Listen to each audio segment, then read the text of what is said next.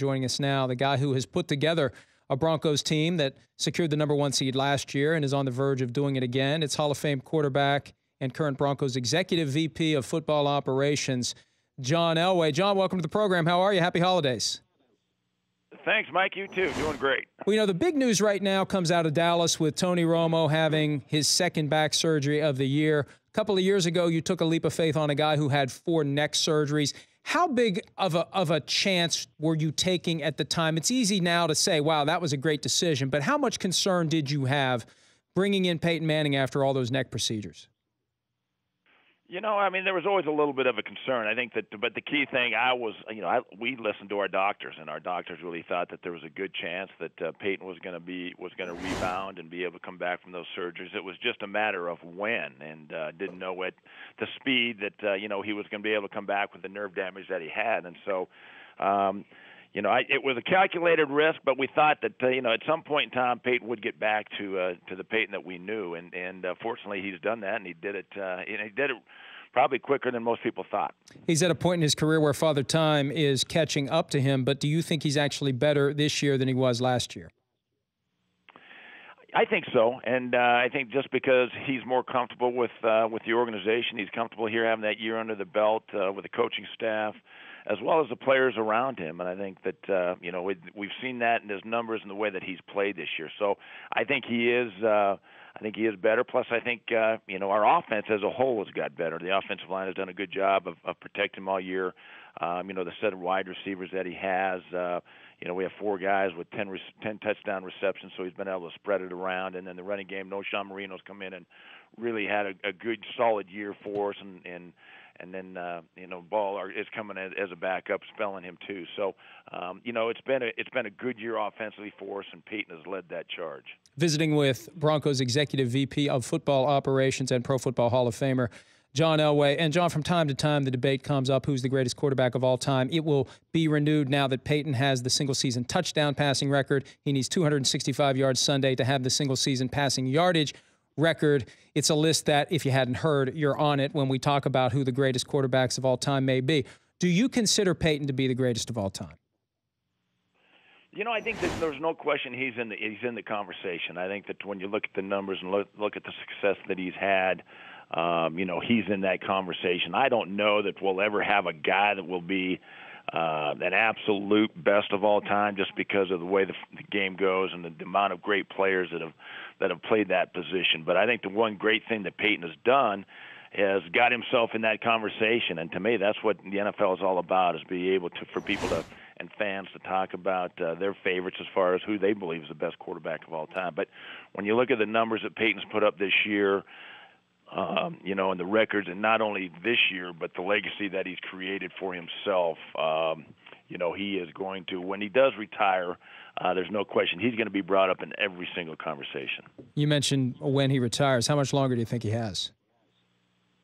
That's a good question. I'm not sure. We have not.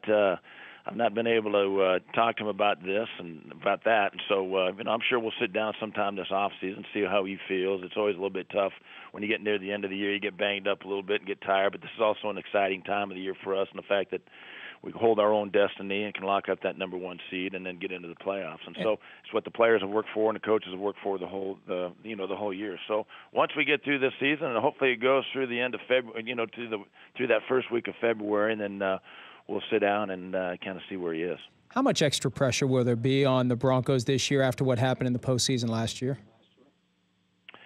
Well, I think pressure is always applied it comes from within, and I think it's the expectations that we have of our football team, and I think that we've done a tremendous job of bouncing back after what happened last year, to be able to put that behind us and kind of use that this year to keep our focus small and to keep it week by week and be able to be 12-3 and control control our own destiny as far as that #1 seed. So I think there's always pressure.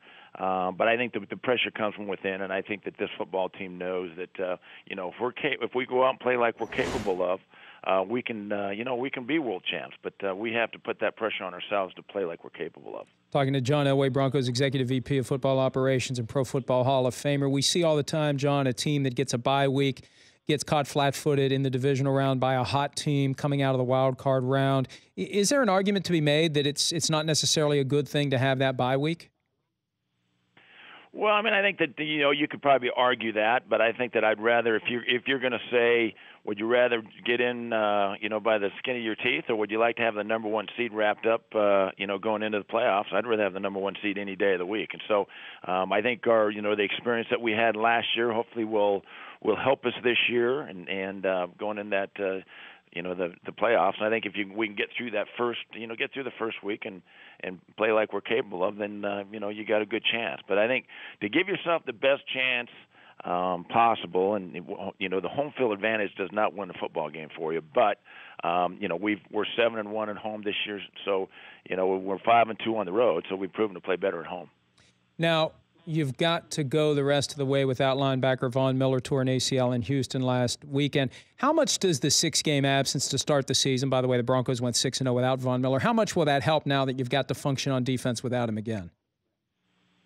Well, I mean, I think that, we knew that obviously losing a Von Miller type is always going to hurt you, but I think this team has been very resilient and understood that, injuries are a part of the game, and we've got to be able to pick it up and to pick up the slack for missing Von. And so, we've been able to do that. As I said, this team's been very resilient. With John getting sick for that 4-week period there in the middle, they hung together. We got a mature football team. And so I think we'll be able to, pick up that slack. We have to. And so, we're going to go in there and continue to try to play the best football that we possibly can. And I know that, we look at the defensive side, and we still believe we haven't played our best football, even though Von's not going to be here with us. We still believe that we can get better on the defensive side. Last couple questions with Broncos Executive VP of Football Operations, John Elway. Is there a team in the AFC that you really don't want to see come to Denver that you're willing to tell us you don't want to see come to Denver? I think that when you look at it, and I think with where we are, and especially with what happened last year, and as long as I've been in this game, is the fact that, whoever they put in front of us, we're going to have to beat. And so I think that, for us to sit and say, well, we don't want to play that team, we don't want to play that team, to me is not productive. And so I think that we got to just prepare, stay sharp with a bye week that we're going to have, and then whoever they put in front of us, whoever ends up being in front of us, we're going to have to play our best football. So, I think the concentration, what we try to do is keep focused on what we do and what we do the best, and try to get better at that. When you played, you at least had some downtime after the season. Now it's a 12-month-a-year job for you. What's your top priority going into the offseason, whenever the offseason begins for the Broncos? Well, we're hoping that the offseason doesn't start for a long time, but I think that, once we get through that, we'll regroup and take some time, and then start looking at our football team, evaluating where we are, and look at the free agent market, and then start there. And then once we get to the draft, which is pushed back a couple weeks this year, we're going to have plenty of time to look at the kids coming out of college. And so that's when the process starts for us, and we'll do the best we can to try to get better even next year. Well, good luck the rest of the way. Thanks for taking some time, and we'll be watching the Broncos at the Raiders on Sunday. Thanks, John. Mike, I appreciate it. Happy New Year. All right, you too, buddy. John Elway, Executive VP of Football Operations. The Dan Patrick Show, weekday mornings on Audience.